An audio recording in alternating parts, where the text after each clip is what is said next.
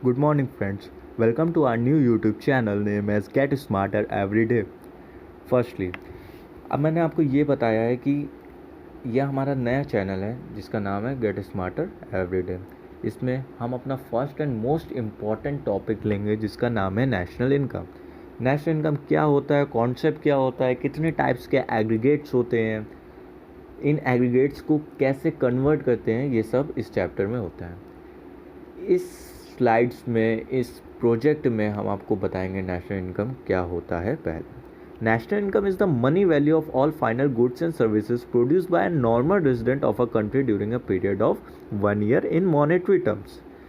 National income में हम जितने भी गुड्स बनते हैं उन सबकी फाइनल वैल्यू को इंक्लूड करते हैं। वो फाइनल वैल्यू, वो गुड्स कौन बनाता है, फाइनल गुड्स एंड सर्विसेज क्या होते हैं, ये भी जानेंगे।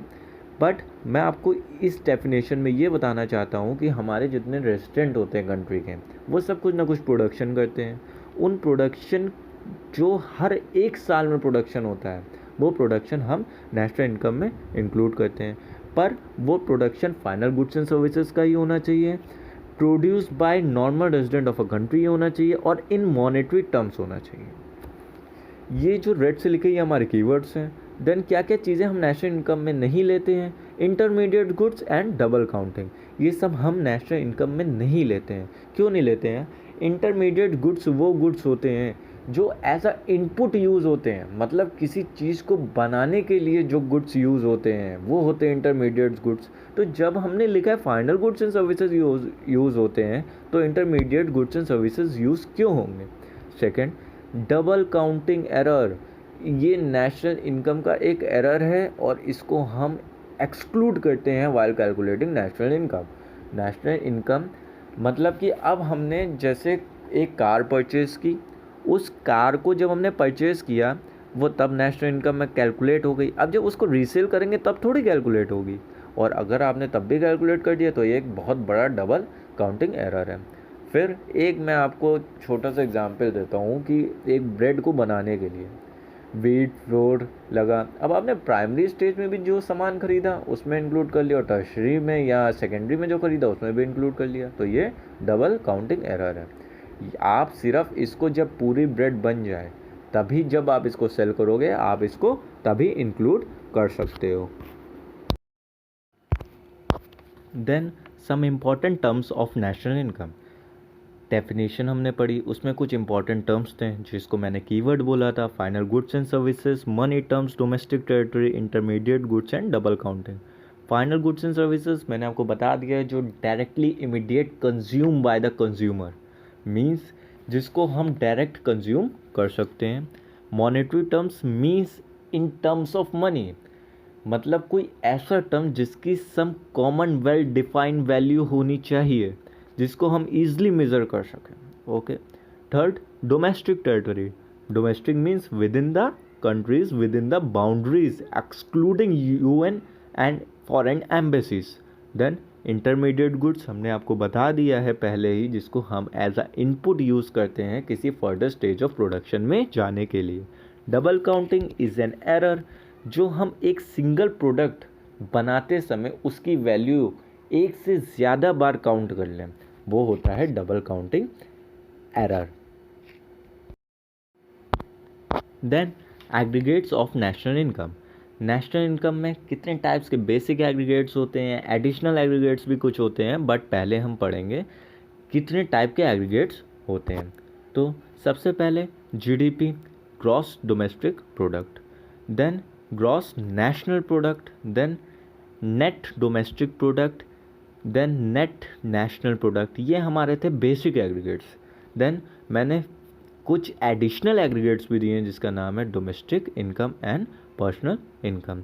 देखिए इसमें जो वर्ड्स लिखे हैं, ग्रॉस, डोमेस्टिक प्रोडक्ट, या हम कहें डोमेस्टिक, नेशनल, ग्रॉस, इन सब का कुछ ना कुछ मतलब है। ग्रॉस का मतलब होता है इंक्लूडिंग डेप्रिसिएशन, ग्रॉस का मतलब होता है including depreciation.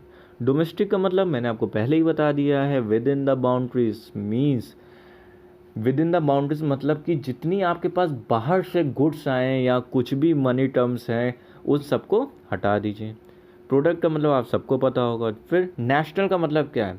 Including boundaries means जितने भी आपके पास बाहर से अगर प्रोडक्ट्स आए हैं तो उन सबको काउंट कर सकते हो। मीन्स जितना भी इम्पोर्ट एक्सपोर्ट हुआ है उनको इंक्लूड या एक्सक्लूड कर सकते हो। फिर नेट का मतलब क्या होता है? नेट का मतलब होता है एक्सक्लूसिव डेप्रिसिएशन। ग्रॉस का मतलब हमने आपको बताया इंक्लूसिव डेप्रिसिएशन, नेट का मतलब एक्सक्लूसिव डेप्रिसिएशन। फिर इसमें भी दो हैं, डोमेस्टिक और नेशनल, जिसका मतलब हम आपको बता चुके हैं। डोमेस्टिक का मतलब within the territory and national का मतलब including outsiders, including import and export. Then two additional aggregates are present like domestic income and personal income. Domestic income means within the domestic territory. Personal income का मतलब होता है कि हमें जो income हुई है, ठीक है, चाहे हमें उससे टैक्स पे करना हो हम उसको हटा सकते हैं। Then importance of national income. National income की क्या क्या इम्पॉर्टेंस होती हैं, क्यों ज़रूरी होता है, इसमें हमने आपको कुछ पॉइंट्स दिए हैं। अब नेशनल इनकम है तो मतलब पूरे कंट्री को इंडिकेट कर रहा है, हमारी कंट्री की इकोनॉमिक एक्टिविटी को इंडिकेट कर रहा है। इकोनॉमिक एक्टिविटी कैसी है उसको इंडिकेट कर रहा है। इकोनॉमिक ग्रोथ कंट्री में हो रही है कि नहीं हो रही है। जितनी ज़्यादा इकोनॉमिक ग्रोथ होगी नेशनल इनकम उतनी ज़्यादा होगी, और जितनी इकोनॉमिक ग्रोथ कम होगी नेशनल इनकम भी उतनी ही कम होगी। इन्फ्लेशन कंट्री में कितना है, डिफ्लेशन कितना है, इसको भी इंडिकेट करता है। इन्फ्लेशन का मतलब राइज इन प्राइजेस, जितने प्राइजेस राइज होंगे नेशनल इनकम उतनी ज़्यादा होगी, जितने प्राइजेस कम होंगे नेशनल इनकम उतनी कम होगी।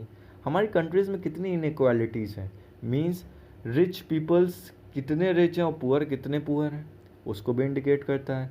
ये भी इंडिकेट करता है कि हमारी कंट्रीज़ में जो भी डिस्ट्रीब्यूशन हो रहा है वो इनइक्वालिटीज़ पे हो रहा है कि इक्वल डिस्ट्रीब्यूशन हो रहा है। देन स्टैंडर्ड ऑफ लिविंग को इंडिकेट करता है।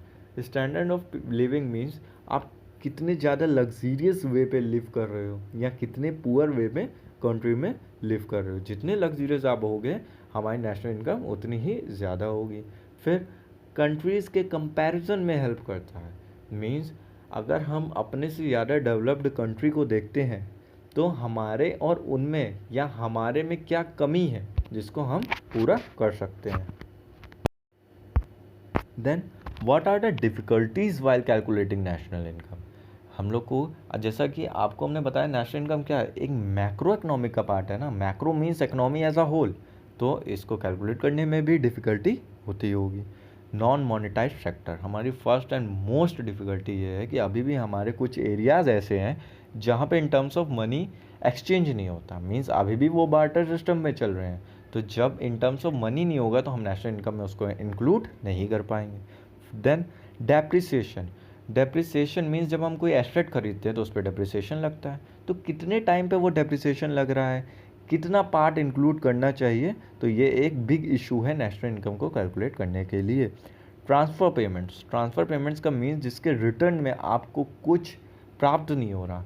Means transfer payments means scholarships, अब गवर्नमेंट ने स्कॉलरशिप्स दी हैं तो वो तो उसके पास से पैसा गया है ना, अब उसके बदले में तो उसको कुछ रिटर्न में नहीं मिलना, तो हम नेशनल इनकम को उसमें कैलकुलेट नहीं कर सकते हैं। फिर इलीगल इनकम मतलब वो इनकम जो सबसे पहले तो कोई अपनी इलीगल इनकम क्या बताएगा क्या, तो जब कोई शो ही नहीं करेगा तो नेशनल इनकम में काउंट भी नहीं होगा। देन डबल काउंटिंग मैंने आपको बताया एक एरर है।